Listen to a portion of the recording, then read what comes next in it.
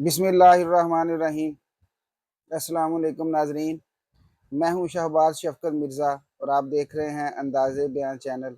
नाजरीन, मैंने ये चैनल इसलिए बनाया है कि सबक मोज़ बातें यहाँ पर शेयर करूं और अच्छी शायरी शेयर करूं और ऐसी वीडियोस बनाऊं जिससे दुनिया और आखिरत के अंदर फ़ायदा हो। तो मेरे इस चैनल को सब्सक्राइब कर लें और आखिर तक इसको देखा करें।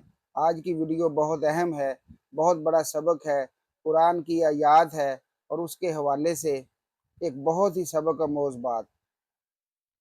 अरबों के यहाँ जो ऊँटनी अपनी अफादियत खो देती है, किसी काम की न रहती, उसे पालने का खर्चा उससे हासिल होने वाले फ़ायदे से कहीं ज़्यादा हो जाता है, तो उसे रेवड़ से अलग करके जंगल की तरफ छोड़ आते हैं, जहाँ वो खुले मैदानों में आवारा फिरती है।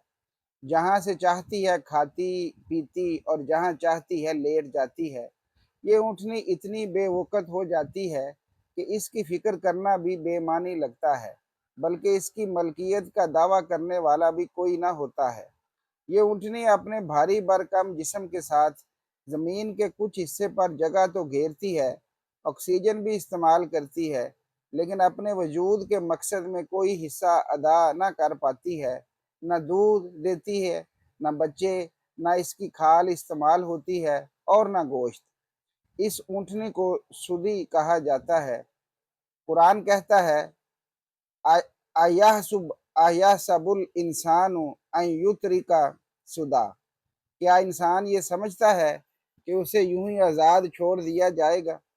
कुरान करीम ने इस लफ्ज़ को ऐसे इंसान के लिए इस्तेमाल किया है जो अपनी असल जिम्मेदारी और मकसद को छोड़ बैठा हो, जिसकी ज़िंदगी वही के नूर से खाली हो, जिसके जहन में मौत की कोई फ़िक्र ना हो, जिसे आखिरत में जवाबदही का कोई एहसास ना हो, जो सिर्फ खाता पीता और अय्याशी करता हो, जिसका सबसे बड़ा मकसद घर बनाना, दूसरे मुल्क में शिफ्ट होना, बेमकसद सोशल मीडिया इस्तेमाल करना हो। इससे ज़्यादा ज़िंदगी का कोई मकसद ना ज़हन में हो ना अमल में, तो ये शख्स सुदी है, क्योंकि इसने अपनी तख्लीक का मकसद छोड़ दिया। ये ऐसा जानवर है जो ज़मीन पर बोझ है, इसके मरने पर ना ज़मीन रोती है ना आसमान। फमा बाकस बकस्तु अलैहिमुस्समाउ वल अर्ज़ु, फिर ना उन पर आसमान रोया ना ज़मीन। जिन मकासद और अहदाफ को वो अपनी ज़िंदगी में जी रहा है, इसके बकौल यही ज़िंदगी के हकीकी मकासद हैं, लेकिन हकीकत में ये मकासद मुआशरे ने इस पर मुसल्लत किए हैं। कामयाबी और नाकामी के ये मेयारात ज़माने ने राइज किए हैं। अगर वो कुरान पढ़ ले, नबी अकरम सल्लल्लाहु अलैहि वसल्लम की सीरत को देख ले, तो उसे शिद्दत से एहसास हो कि मैं तो सुदी हूँ। जब तक इसका दिल नूरे कुरान से मुनव्वर नहीं हो जाता, ये मादी कामयाबियाँ उसे असल मकसद ज़िंदगी तक पहुँचने ही नहीं देंगी। ये कुरान ही है जो दुनिया में मसरूफ़ रख कर भी आखिरत को नज़रों से पोशीदा नहीं होने देता।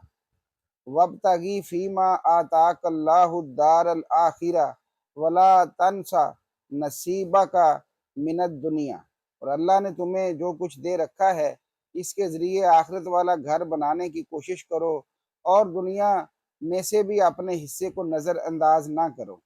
अभी सांस आ रही है तो मौका है, सोच लें कि सुदी बनकर ज़िंदगी गुजारनी है या अपनी मकसदियत और नाफ़ियत साबित करनी है।